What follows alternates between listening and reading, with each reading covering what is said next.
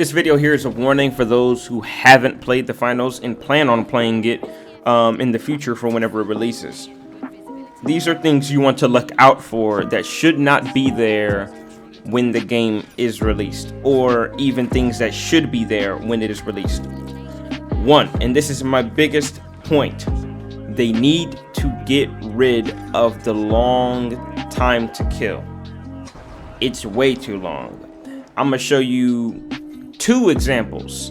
One will be my own personal experience, and then the second will be from another video by Seagull, right?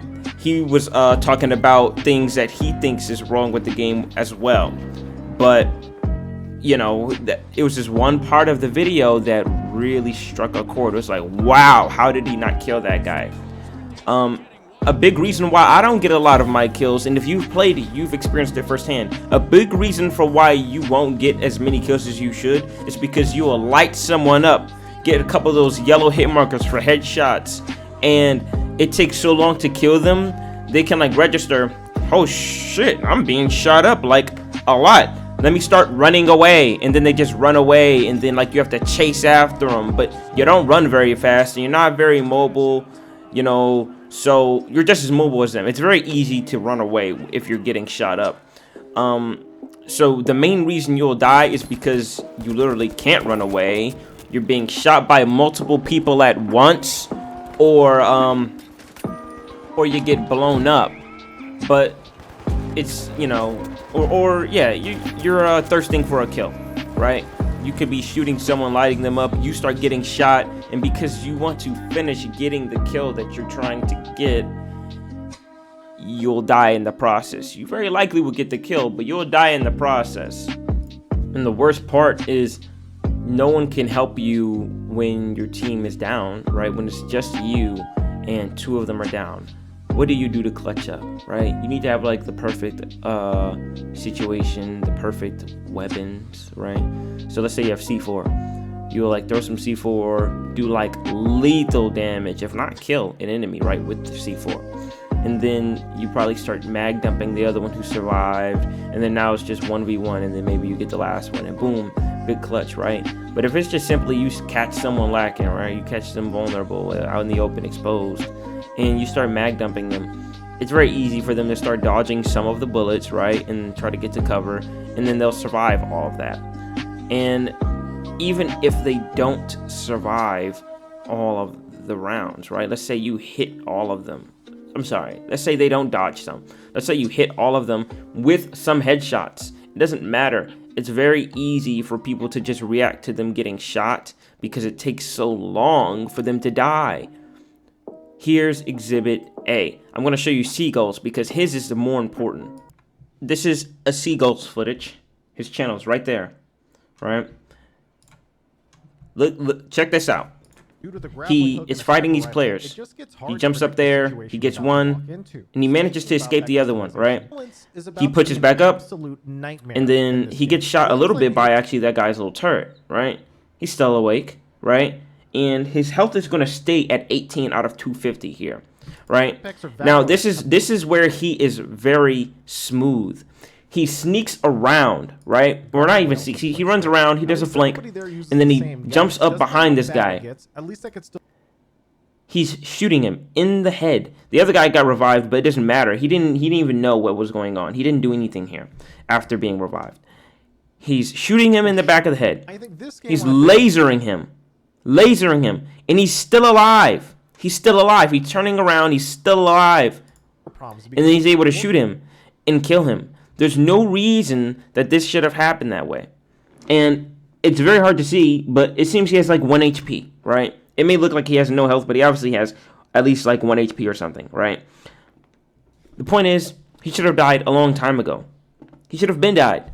And it would have been satisfying to see this in the video where I'm watching the gameplay in the background of him talking, and he gets shot up, and then he dies. I'm going to show you again, one more time. Look. Sneaks around. I'm gonna let you see it without any pausing. At least I could still shoot you. I think this game will have bigger problems because it's. By the time he died, he had like he started with 30 rounds in the mag. By the time he died, he had maybe like 7 or 8 rounds. 7 or 8. See, look. 7 or 8 rounds, right? And you can pause that to really see yourself. But he had around 7 or 8 rounds. This isn't good. That's not fun. Now, in the process of getting footage for this video, I'm playing a match, just something to have in the background for you guys. And I'm noticing the damage. This is something I'm analyzing. How long is it taking me to get time to kill? Because I'm like, maybe it's just inconsistent. Maybe there's a lack of hit registration there, and I'm not noticing it. Right here, I kill that guy very quickly. Like, that's how fast I think it should be every time. And I think I was probably just as close, if not closer, than Seagull was in the clip I just showed you. But then I have moments such as this, where I'm not doing the damage that I'm supposed to. You can see me missing some of them, but if you hard focus on when the crosshair is actually on the enemy, it feels like exhibit B, where I'm not doing the damage that I feel I should be doing. And even afterwards, I'm not doing enough damage when I shoot him some more. And to follow up, we're going to look right back at Seagull's clip one more time. And if you notice, that first guy he kills quickly, but the second guy, he can't. I think there's something wrong, and I don't know what. Maybe it's not the time to kill. Maybe there's a lack of hit registration or damage registration, and because of it, I'm under the impression that time to kill is too high, but really hits aren't working. I'm not sure. Along with the recoil being unpredictable. But the main thing here is the damage. Now, with the unpredictable recoil, it makes it so difficult to learn the recoil patterns, because there seemingly isn't any. But it makes it hard to learn them where you can shoot people from mid to long range, right? It's not something really feasible in a broad scheme. At least with this AK and with the SCAR, actually. I haven't used all the weapons because I don't have the time. Now, the last point or two I want to point out is the lack of mobility, right? You don't feel so mobile. Like, it's a struggle sometimes to get on top of a building. I don't want to go up all these stairs, at least make it rare. Like, it's like a last resort or something, having one jump pad, one zip line, one, grapple hook for the light class. Having only one of those to use at a time and then have to wait for a cooldown is very inconvenient. Very inconvenient, because it makes you have to really conserve that one use, because in a matter of like 10 seconds, you could realize, oh man, I need another one, because you try to get up on this building, but then you need to get across to that building, because you can get on top of a building, then realize, okay, you want to get to that next building. So then you'll just jump down on the ground and then run over, go in the building, and take the fucking stairs or some shit. You need more mobility. We need more of it. I would say also the heavy. He also needs a slight speed buff. He runs a little too slow. You feel like you're walking while watching a running animation from his arms, like the movement of his arms as if he's running, but he actually is moving at the walking speed of other characters. Lastly, the destruction. The buildings, they definitely should crumble a little more, but really my main issue is just the freedom of it, right? You have the cooldown on the explosives. A Seagull, he made some of these points in his own words, and maybe a little less detailed in his video when it came down to like the mobility. He definitely mentioned about the issue of the grappling hook with the light class, but I'm talking about across the board, especially with the medium. One jump pad, the difficulty in using the jump pad is kind of weird too, but yeah, it's slow. But the destruction, you need more destructive freedom. The RPG, I want multiple rockets. The medium class, he should have C4 or a rocket launcher himself. The light class has C4.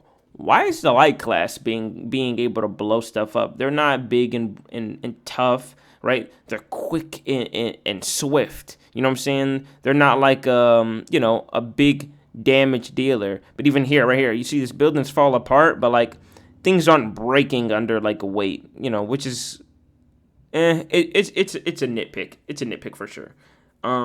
You just wish people would get crushed a little better.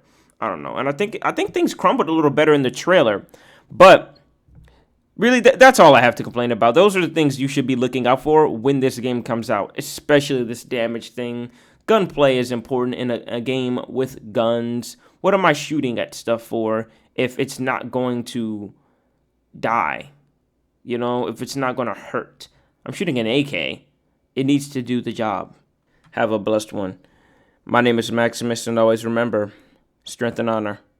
Some music pretty clean, so I got rid of school. Yeah, I'm really him. I bet you shocked cause I don't look like it. I think I'm blackballed by G cause I don't look light skinned. Anxiety inside my split cause I rode a Tyson.